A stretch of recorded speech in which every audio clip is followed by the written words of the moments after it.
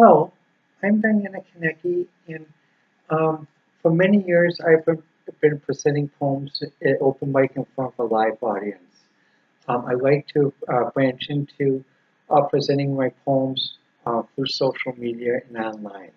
Um, the one thing I like about a live audience, though, is the interaction, because with one poem, is actually in regard to what was going on in Madison a few years ago. I called it a midwinter's comedy, and the other poem was "Should I Wear My Gucci Scarf to the Madison Club?" And when I read that, some people who were of Madison culture had a big belly laugh, and the story about the poem about "Should I Wear My Gucci Scarf to the Madison Club?" Actually occurred. It was a lifting experience. I did send the poem to a famous Madison personality, and he is a good sport in Madison Magazine and read it and liked it as well. So, but now this is a new set of poems. This first poem is called Two Friends. Two friends, both agree, follow through, share, help, and support. Fun walking about, energizing each other, test, challenge, designing, a sharing, a concern. What is C? Response. What is really C? It's a matter of you and how you feel. An awakening, a, a friendly call, waiting. Leading, giving directions, finally here. A day away, decide next path. This poem is about a situation that does exist, is what happens when someone thinks um, they're friends with someone, but the one friend doesn't sometimes forgets that they are friends and actually wishes to go to the next level. So you can guess what the word "see" means. Um, and this is in regard to a conversation that some friends I know have had to think about because they thought they were friends with someone, but then the friend actually wanted to go next level and they didn't really inform them. So again, what is C? But next poem. Create or consume? Internet or no internet? That is the question. It does sound a bit like Shakespeare, and it's meant to be. Cliche like, yes, important, yes. Choose to create, internet off, a few hours now. Lighting, dreaming, out of the collective, meaning you're out of the hive mind, you have no other input coming in from internet, no being buzzed, Facebooked or Twittered or saying, well, there's a new post by such and such or there's such and such, or even from work, being faxed, emailed, phone called. Human pace, not internet pace, casual, not doing everything right away and trying to run on the treadmill and faster and faster and faster and faster. Walking gently, take it easy. Just do what you want to do. If you want to sit down, sit down. You don't always have to be in motion. You don't always have to be talking. The two of you can just enjoy the moment. Like the Indian culture has a great expression that sometimes it's best not to talk. Just sit, enjoy the moment, and just do nothing. Something lifted, easy again, clear vision. Meow, the cat in the red high heels. And that is my nickname when I went on open mic, because in Florida as well as in Wisconsin, I was known as the Kenosha Pussycat, because for open mic, one costume I wore a pussycat costume.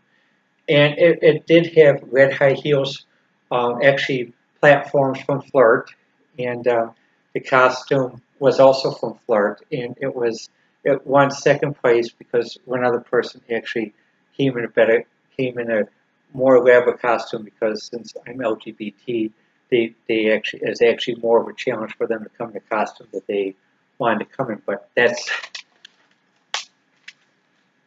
to lead and not follow. Bombastic. The name known by first name. Breaking a few eggs. Some crockery too. A messy kitchen cabinet. No honeymoon. Time given. Results-based evaluation. Up first. Moderate speaks out. Conservative speaks out. 25th Amendment Clause number 3. Will they? It can be done. Will they? Does it mean are they really better? No.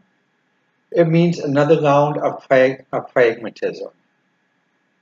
And as you can see, this one is related to what happened in the current election in November, and also some thoughts that are being discussed right now. Summer feeling.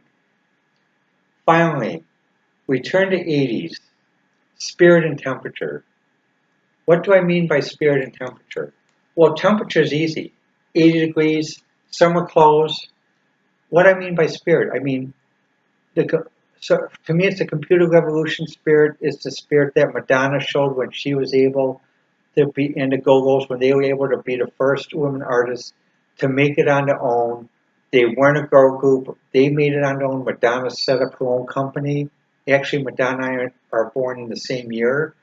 And also, she also broke the mold that to be a feminist, you have to dress dowdy or you have to dress more like a man. She dressed the way she wanted to, and she also wasn't afraid to express that she was a woman as well, and that you can still be successful, creative, and you can still do it without having to dress like a man. Summer whites, getting tan, feelings of Florida. That goes back to the picnics I had with Sandy on A1A. That's a highway that runs down the east coast of Florida, and some of the parks there when we went to Publix to pick up things, and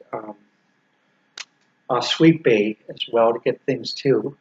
And it was a good, also Winn-Dixie, and cherry cokes, key lime pie, little cookouts. Survived January 30th. Didn't know how then, did it. And for me, another challenge in my life came on January 30th. I was in a domestic violence situation. I was with a former friend who at first did help me, but there are certain issues that I noticed that I just couldn't take anymore, and I left Evanston. At that time, I just had the clothes on my back, my purse, my laptop, $4 on cash to buy a train ticket to Kenosha, and just enough money to buy a drink at Barnes & Noble on Sherman to wait for the train to come. And some of the people who were there that knew me were wondering, they could tell something was up, and maybe some of them heard me call Women's Children's Horizons to arrange for a place to stay, and maybe some of them didn't. But I waited at Barnes & Noble. As soon as I knew the train was coming, went quickly to the station, got on the train, and the first story was getting out of Evanston, entering Lake County, and then finally entering Wisconsin, Kenosha. However, that first night wasn't easy because the room at Women's Children's Horizons wasn't available until the next morning. So there's no place for me to stay. So I ended up staying on the streets. Part of it was at a restaurant that was open for a long time, and the last part of it, after midnight, was staying at a warming center until the next bus came in the morning, and then finally registering in the morning. Like 18 again, see, learn, surviving, new community. What that means is um, Evanston was a new community, and also coming back as like a new community because it was how do I restart with everything left in Evanston and by roommate who still may or may not return it. And part of it was the kindness of strangers, and also the kindness of true religious people who actually understand the value of faith. Um, the group that I worked with, they were Christian, but also as a multi um, interfaith group too that were of other faiths, Muslim, Jewish, and others. But they were truly of faith because did they did see that I needed some help. They were willing to donate some clothes to help me, so that I just didn't have the clothes on my back, and also give me shelter and time to think things through. Mentoring another, tutoring, mentoring myself. What I mean by that is when people mentor someone, you sometimes think that you're actually mentoring someone in mathematics, you're mentoring someone in calculus, you're mentoring someone in science. But you also are mentoring yourself because when you do mentor, you actually think about, um, well, how do I approach this? How do I do these problems? Because like when I mentor, I don't use a script. I will write out an exercise and actually work it out together. That's the way I've always done mentoring and tutoring, even during my professional career with English, with people where English is a second language, with medical professionals where English is a second language, and even university students and graduate students. But in this case, in mentoring, it actually helped me quite a bit because I was able to see a perspective that I wouldn't have seen if I hadn't done the mentoring. And the person I mentored was able to give me a great gift of getting my confidence back, my vitality back, my stamina, and also just let me know that I'm not I'm not alone as an intellectual person. There's another person who's just as intellectual and just as creative, and um, we went through different things, and um, we both survived. Move to a new level, forward and up. And what happens when you do have a challenge, or you do go through domestic violence, or you do go through bullying, once you get past the initial phase, you do go up. Things do improve, and you go further. Also, you learn what to watch out for. It doesn't mean that you're not going to run into that again. It just means that you're going to have to also watch yourself to make sure because once you've gone through it, it'll be easy to get pulled back in. Because this was the second time I went through a domestic abuse environment by being abused by a roommate. Um, but to me, what it meant is that I did survive, I didn't give in, and I am my own person. Um, Let me know what you think. Um, I'm on Twitter at Diana1A, and also I'm on Pinterest at Kaneki Art, Kaneckkiart. Thanks again.